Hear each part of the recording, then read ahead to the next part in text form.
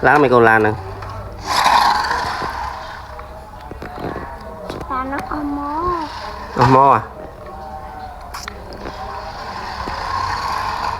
hết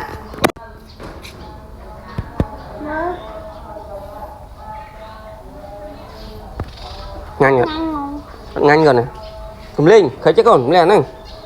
hôn khơi đã khơi cho người ngò khô cho nó nhanh như cất chia đây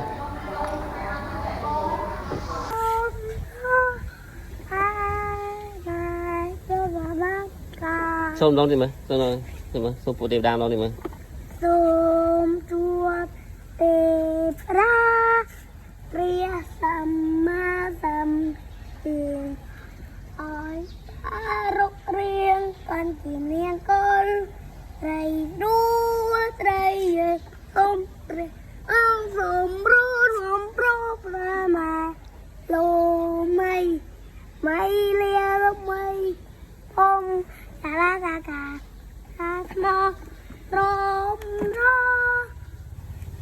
ra mà cô gặp bác bà về tay nè con viên nó phải được bông không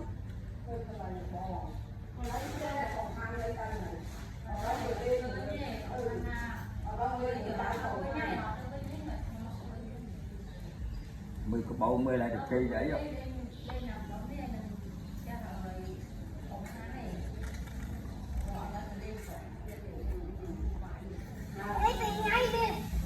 Cọc duyên nữa bóng thuốc nè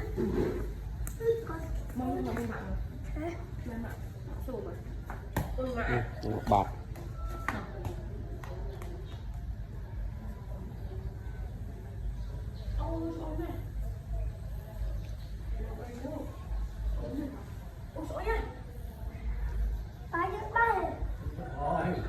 nghi mã xanh này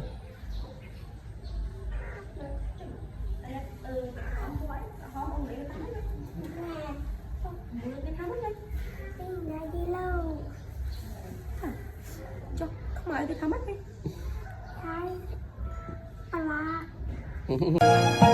chia cặp nèមនុស្សត្រឹមត្រូវត្រូវតែដើរផ្លូវត្រឹមត្រូវ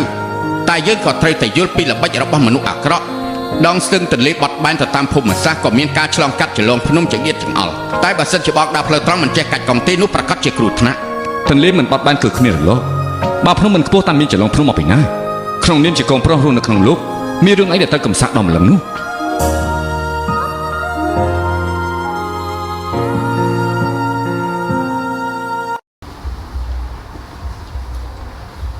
chụp nhâm mà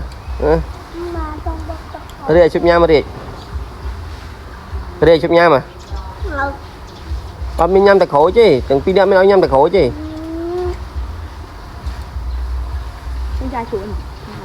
con trai chuột ở tỉnh con trai chuột đã khâu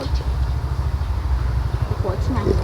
khổ miền Sài chụp dẹp đấy hoặc là Signora, scimpanzini, bananini, bonbombini, gussini, tripi, troppi borbaloni, luli lolli, tung tung tung, sahur, ta ta ta sahur, din din.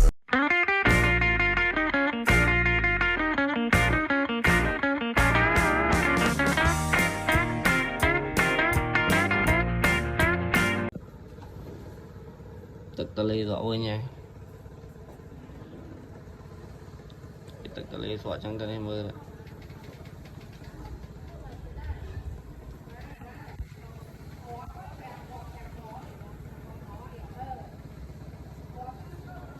ទឹកនេះហូរថាទឹកពុកអស់គេកោះ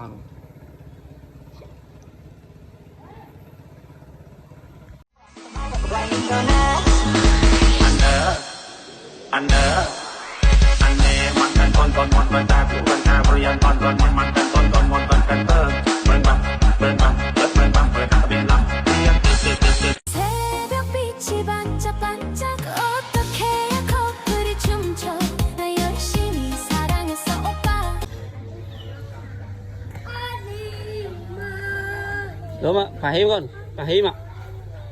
hiếm á cho một đò nó chuẩn bị vậy đây nè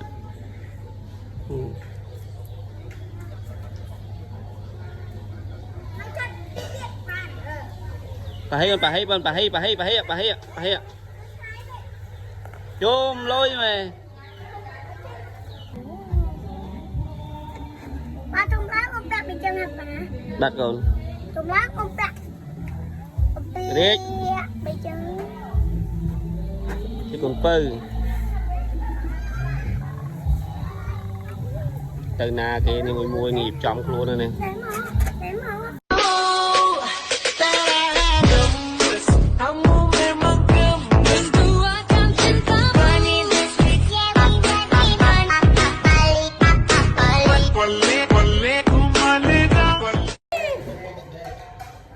rồi mà giờ lấy nè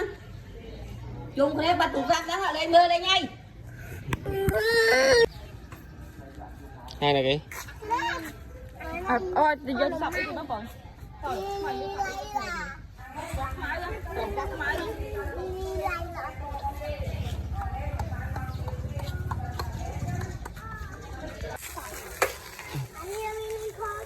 từ nè tí nè riết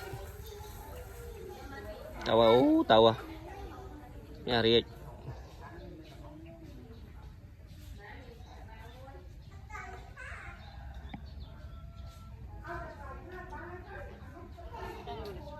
chả con rồi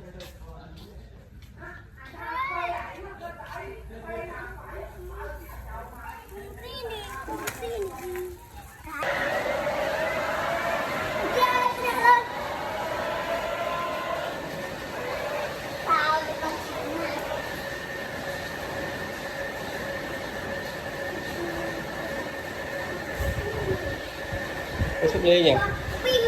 xin chẳng mày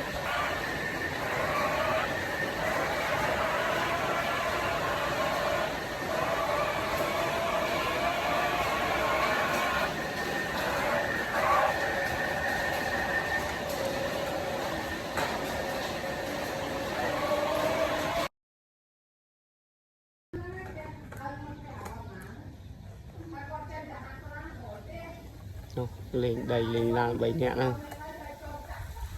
hai con đấy nâng riết là poi hai con đấy sẽ là poi style